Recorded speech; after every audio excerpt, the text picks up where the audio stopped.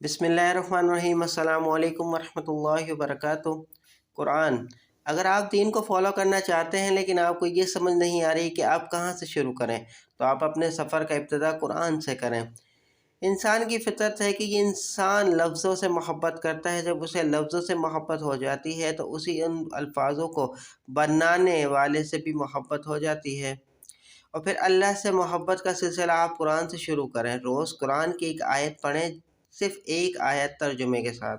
आपने रईस नहीं कर लगानी कि रमज़ान है तो कुरान ख़त्म करना है। आपने कुरान को समझना भी तो है। कुरान सिर्फ एक अजर और सवाब की किताब नहीं, कुरान एक लाइफ स्टाइल है। कुरान आपको ज़िंदगी गुजारने का तरीका सिखाता है और ज़िंदगी का सलीका भी बताता है।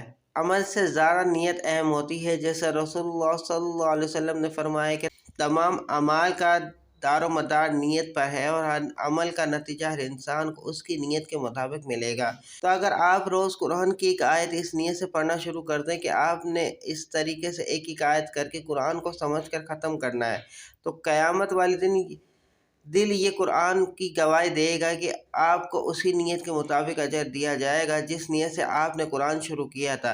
फिर आपने 114 सूरतों में से एक सूरत भी या उस एक सूरत की पहली चंद आयत पर भी मौत वाक़ होने से पहले इससे नीयत पड़ी होगी कि ना कि कुरान पूरा करना है, तो आपको इंशाअल्लाह पूरे कुरान का ही अजर मिलेगा।